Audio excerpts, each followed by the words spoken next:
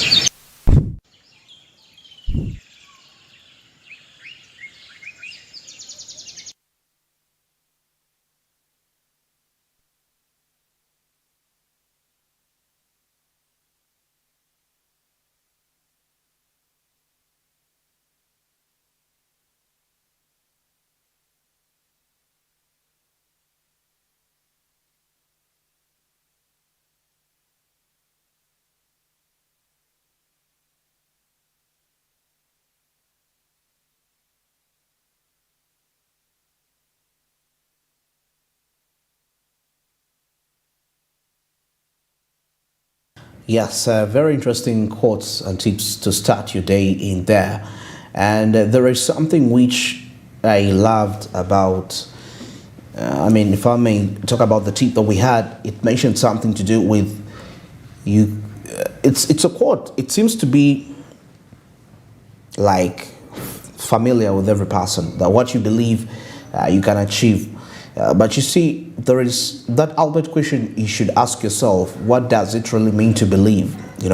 And many times we think we believe, but yet we don't believe in what we do. And belief is way bigger than just having a positive feeling about something. It's way bigger than that. Feeling good about something, you're positive about something, you know that I can do this. It transcends way more than that.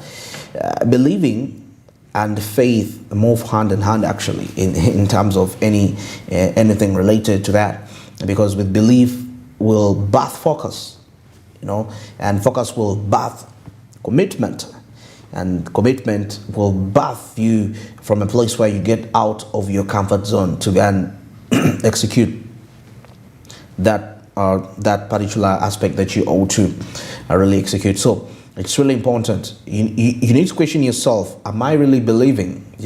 Because how you believe, like I said, commitment, focus, execution, and definitely you'll have to be in there. All those are part of belief, because believing comes with a conviction and with faith in it. Because you don't just do something because you feel like you have to do it.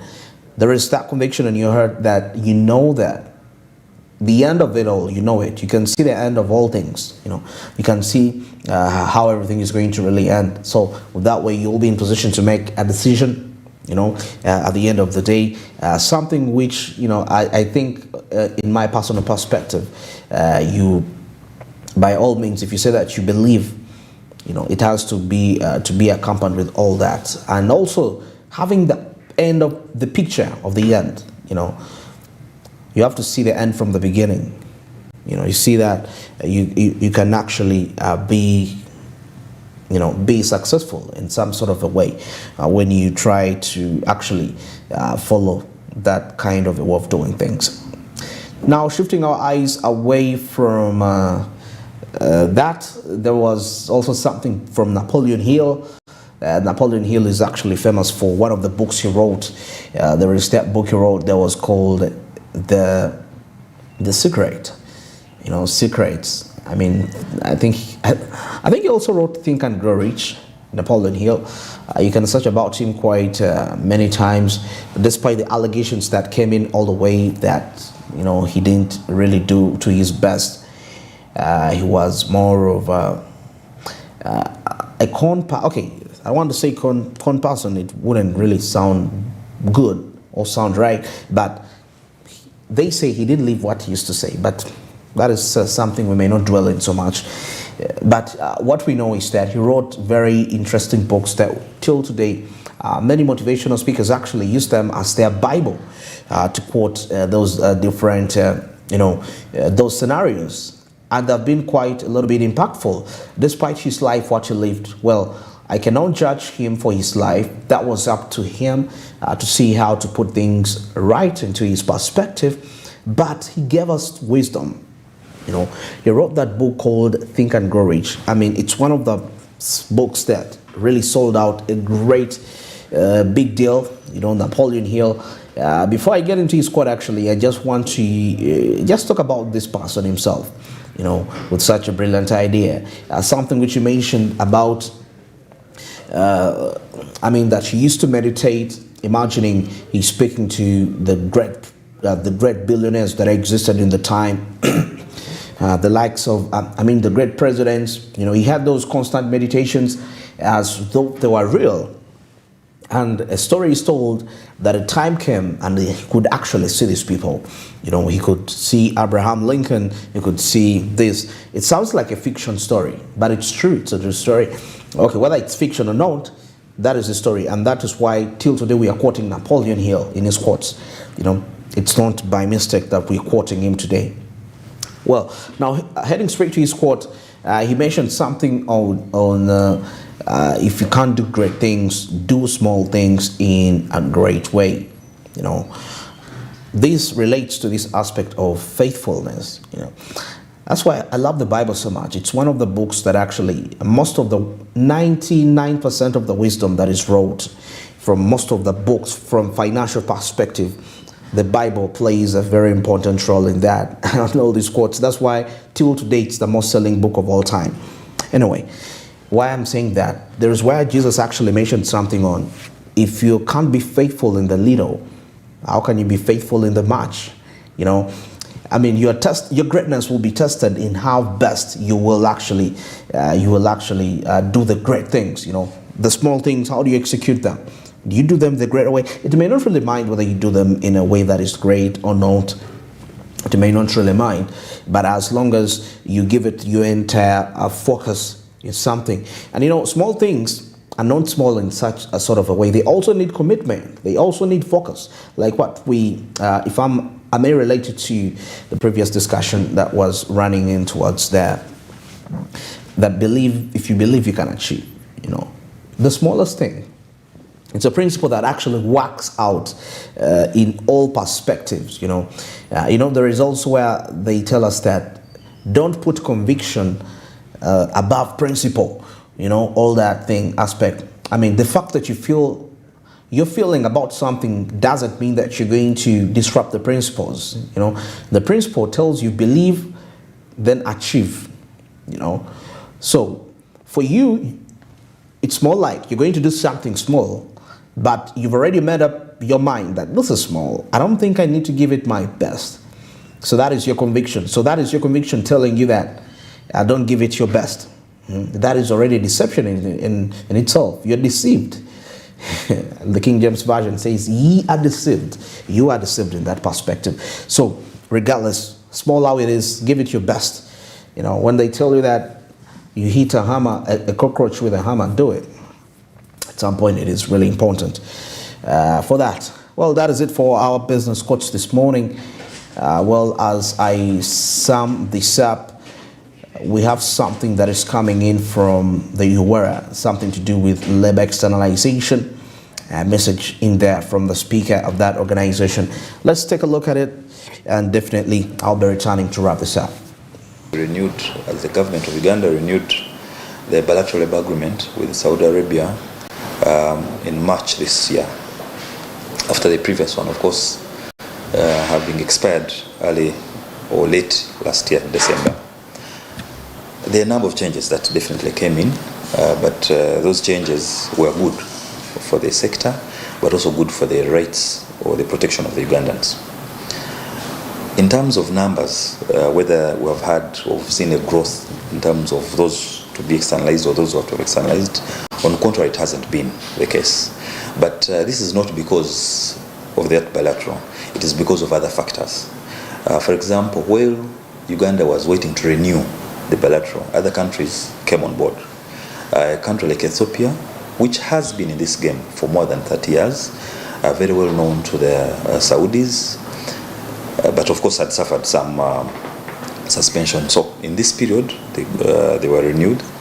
Their bilateral was renewed with Saudi Arabia, and for different reasons, which are obvious anyway.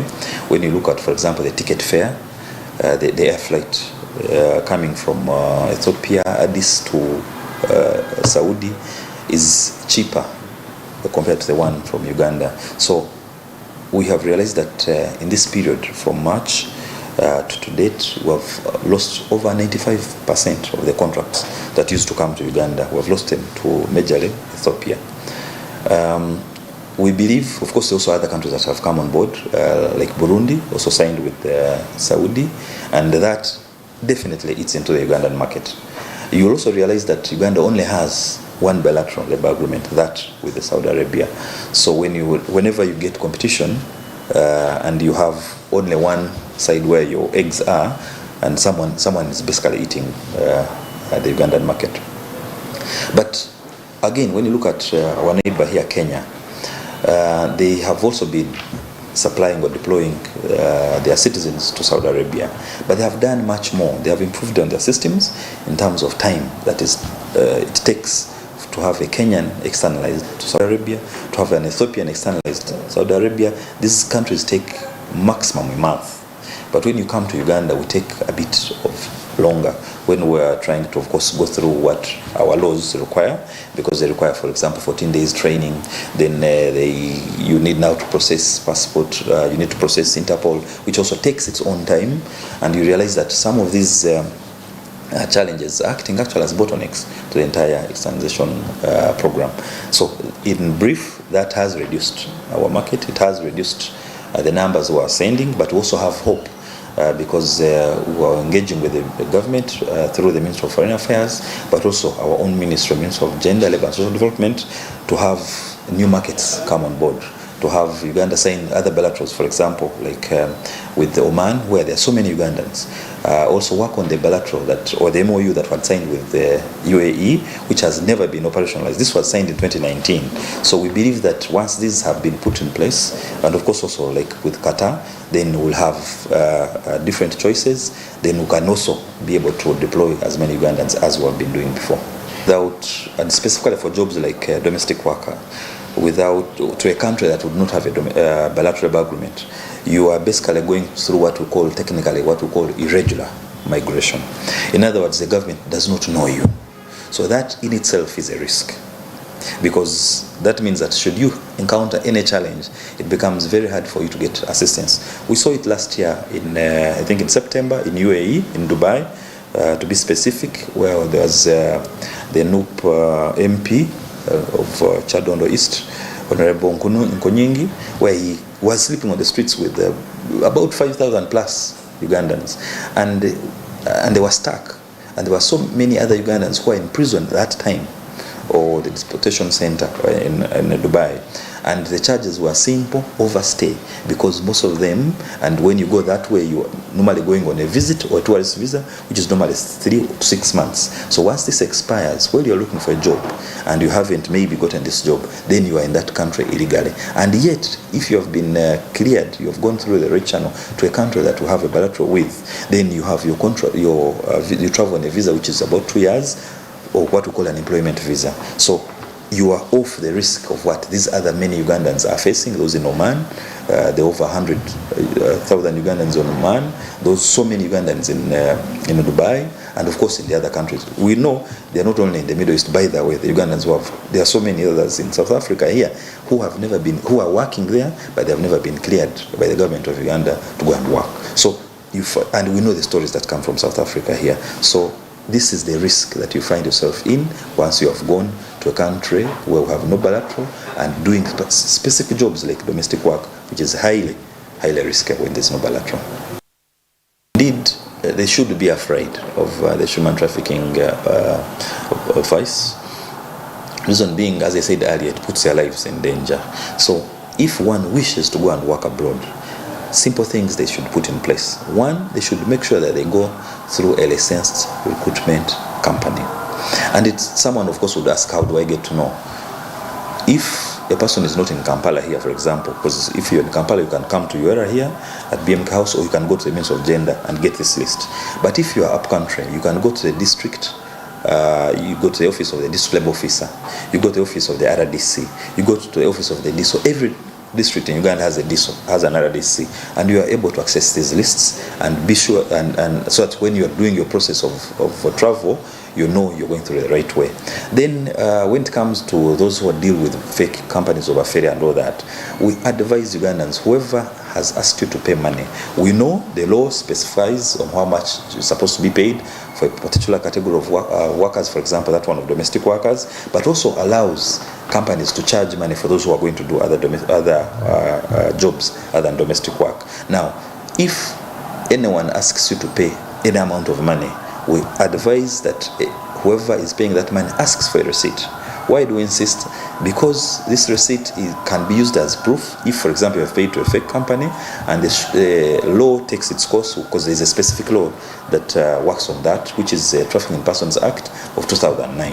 Now, if you have paid a right company and they have not taken you within 120 days, which are provided by the law, it is that receipt that we shall use as Uera or the means of gender to help you recover your money.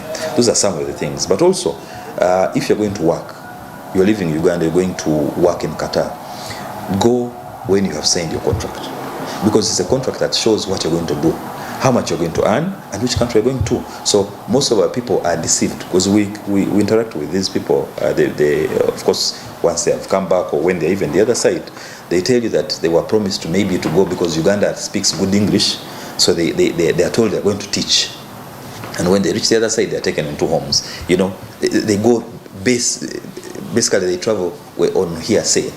So if you're going to teach, leave when you have signed a contract that shows that you're going to teach. And that's what we advise, that if you're going to work, make sure you sign a contract that shows what you're going to do. And luckily, for example, like Saudi Arabia, that contract that you sign has also a next of kin's signature, and the next of kin can stay with a copy. So in case you get any difficulty, the next of kin is able to get to the company, and if they cannot find the company or they experience difficulty, they can come to Uera, go to the Ministry of Gender or any government office or any district official, and they are helped.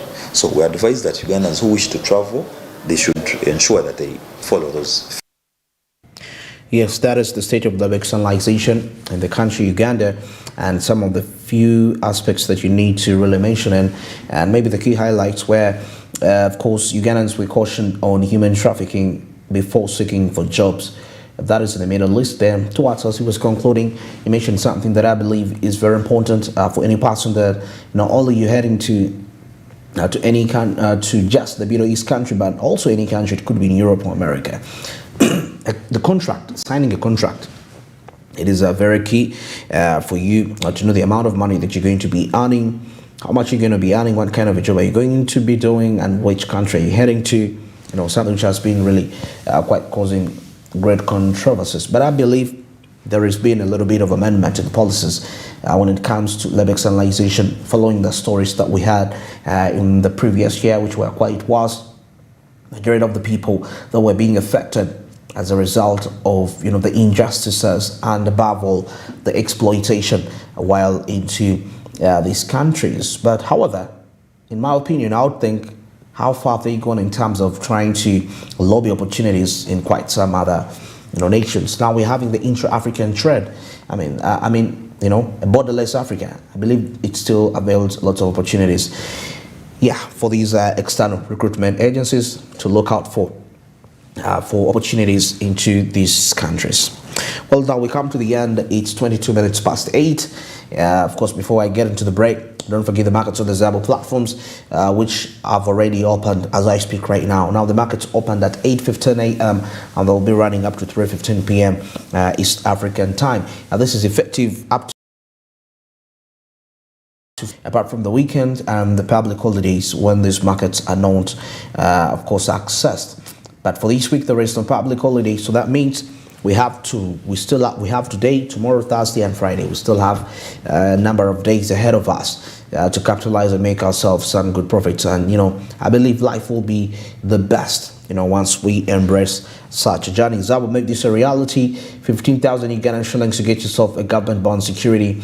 Yes, and yet all you need is your mobile phone, smartphone. Whether it's a button phone or not, or smartphone, you can access these markets. Now, Zab says, my money, my future, and all that East Africa tells us, do something new. And now let's get into the break. When we return, we shall be taking a look at what's happening into the world of entertainment, business, and sports.